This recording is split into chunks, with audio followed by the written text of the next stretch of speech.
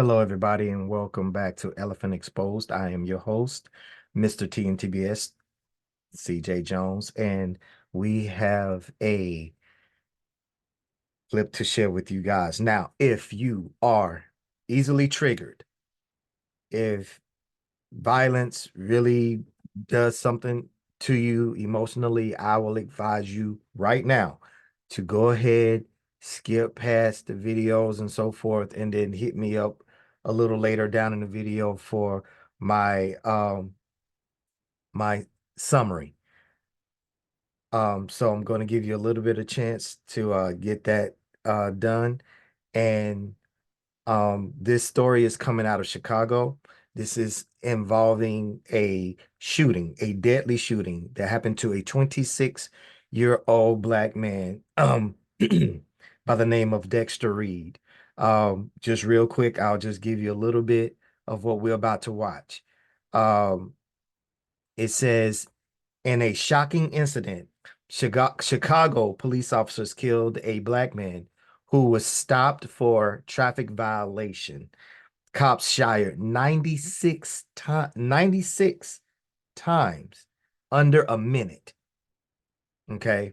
After allegedly, according to the cops, that a cop was injured in the incident. There, and that's where we are right now. So hopefully I gave you another a little bit of time there to get organized and situated to where you can go ahead and fast forward. So here we go. Without further ado, here we go.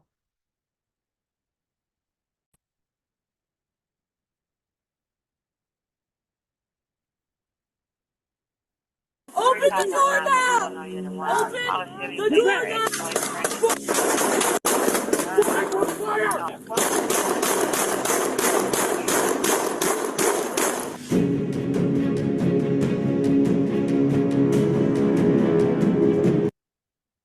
Bump that back and let's.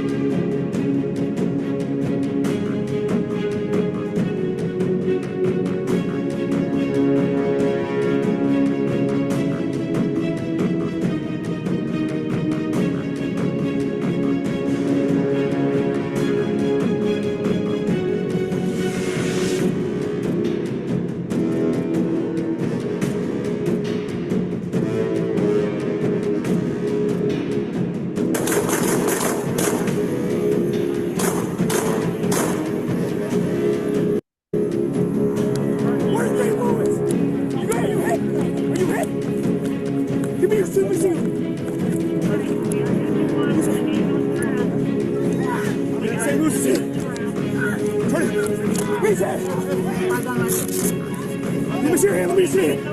Hey, you're good, Tim. You're good. You're good, bro. You're good.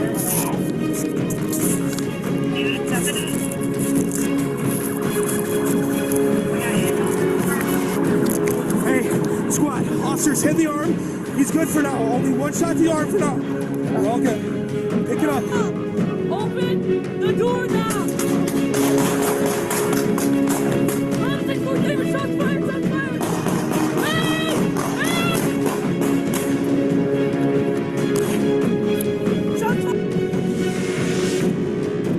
Okay, car release. Go. Other material. Okay, it says today, civilian office of the police authority, that's COPA, is releasing the video of other materials related to the recent fatal officer involved shooting at 3800 west of, looks like it's Fernandez Street. I apologize, I don't have my readers. COPA administrative investigations of the officer used deadly force began immediately following the shooting and remains ongoing. So evidently this shooting happened on the 21st, and the preliminary reports and stuff are starting to come in. Okay. I just wanted to get that in there real quick.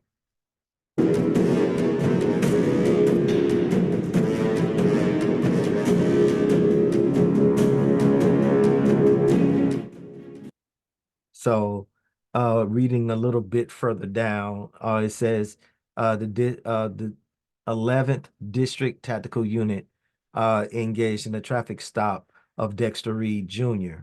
for purportedly not wearing a seatbelt.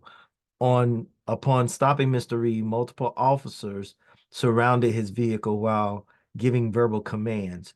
When Mr. Reed did not comply with these commands, officers pointed their firearms at Mr. Reed. Ultimately, there was an engage of gunfire, which left Mr. Reed dead, and the officers shot. I'm sorry, and an officer, meaning one officer, was shot in the forearm. Review of the video footage and initial reports appears to confirm that Mr. Reed fired first, striking the officer, and four officers returned fire. Available preliminary evidence also confirms that officers returned fire approximately 96 times over a period of 41 seconds, including after Mr. Reed exited and fell to the ground. Mr. Reed was struck by gunfire multiple times and was transported to the hospital later. And I have it paused right at the wrong place. In a use of deadly force review like this one, an officer's decision to use deadly force must be objectively reasonable, necessary, and proportional based on the totality of circumstances. Let's say that again. Let's say that again. I'm gonna bump it back 10 seconds. This one, an officer's decision to use deadly force must be objectively reasonable, necessary, and proportional based on the totality of circumstances that officer was confronted with. Had just bought his new car 3 days before that, and he was just riding around in his car. He said, "Mom, I'm going for a ride," and they killed him. They killed him. From breaking news, detailed analysis. Okay, so we can just pause it right there, guys. I mean, and here's the thing. Here's the thing. There will be times when police officers are justified. And allegedly, like we said, this is preliminary. This is just, hey, this just came across our desk according to what we're able to see and feel and hear. Our police officers was involved in a deadly shooting, and the person that they pulled over was pronounced dead at the hospital or wherever. Okay. This is heartbreaking and disturbing all at the same time, because it's heartbreaking that Mr. Reed is no longer with us. And his mother, his family members, anybody that's connected to Mr. Dexter Reed, they're hurting because he is no longer with us.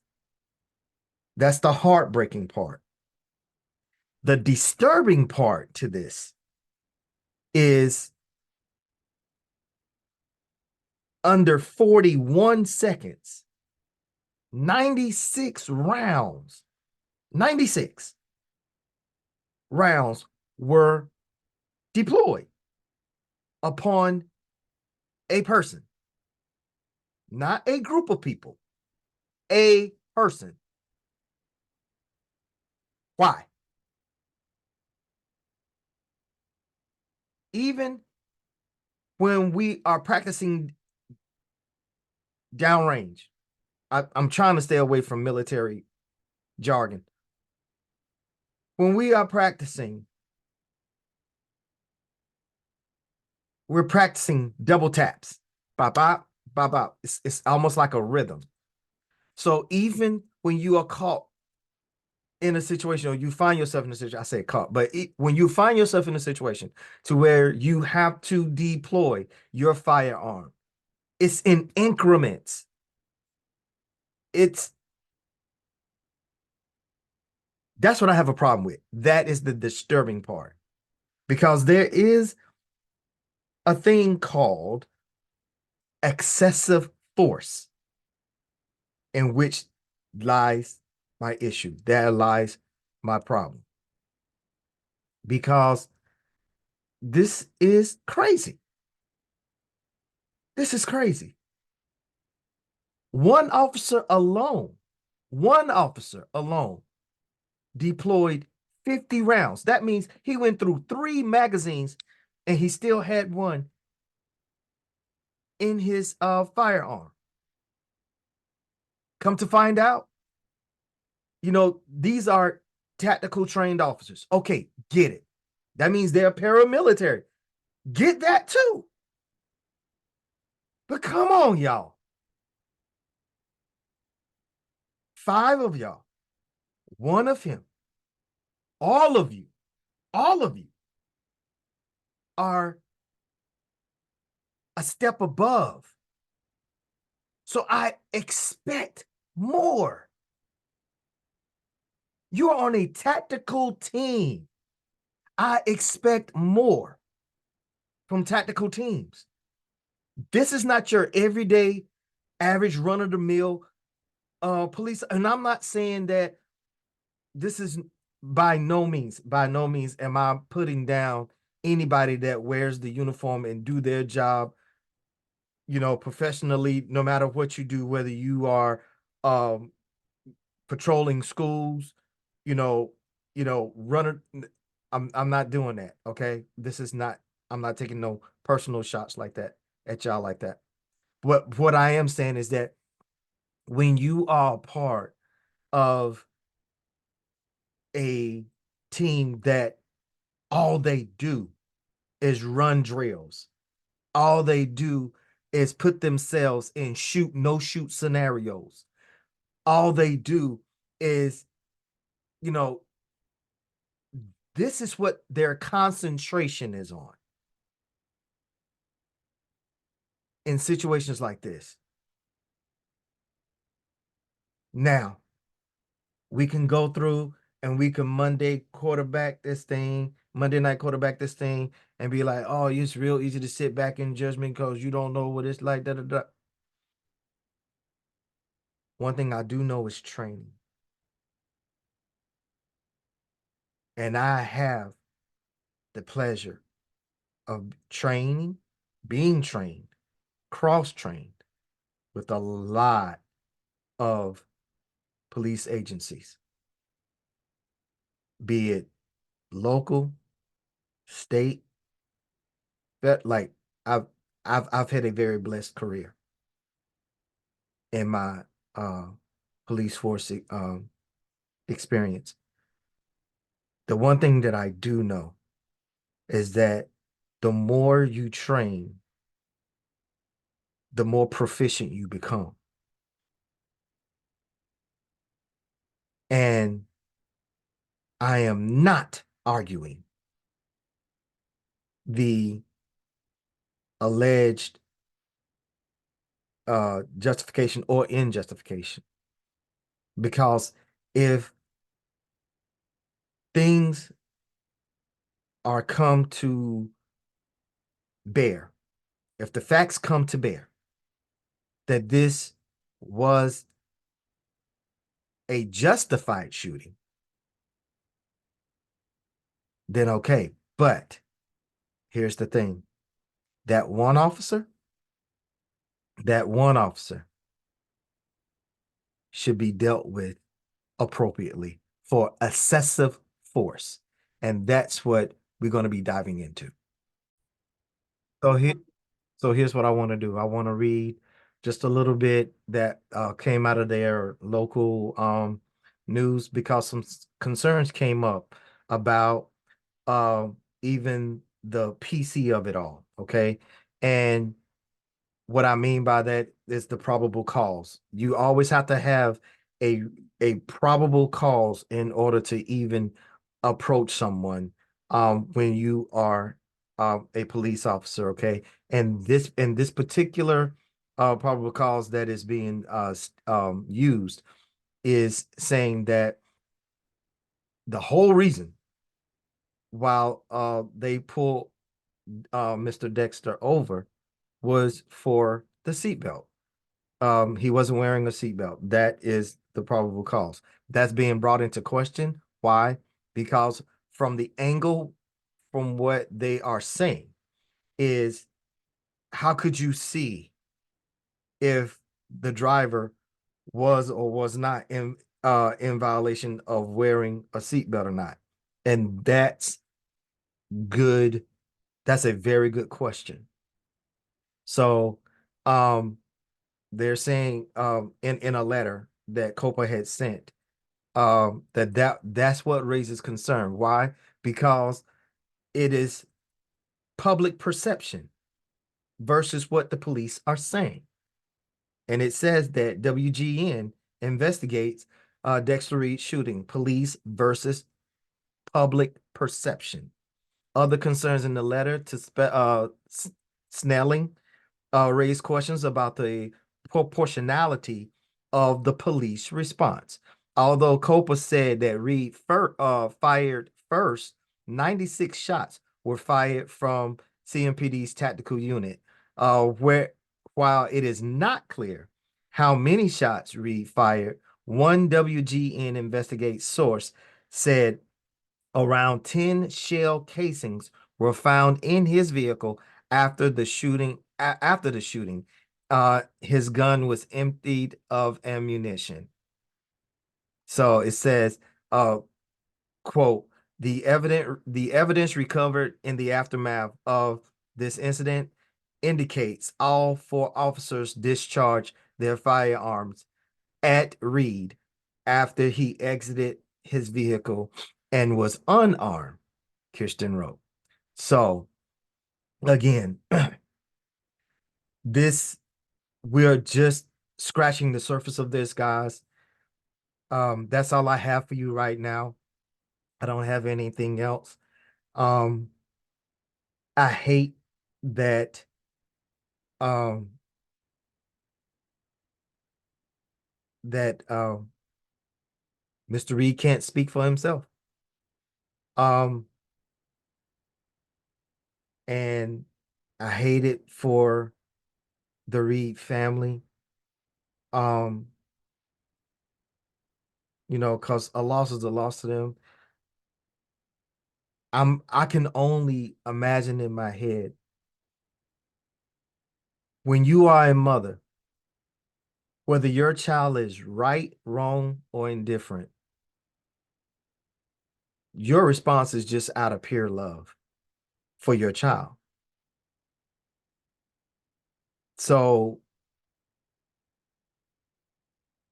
um, to Mrs. Reed, um, we hope that um, you get through the healing process and everything, and um, we just pray for your strength. Um, as far as the uh, police officer that went through his rounds like that, you need to be held accountable. But you need to be held accountable for your actions.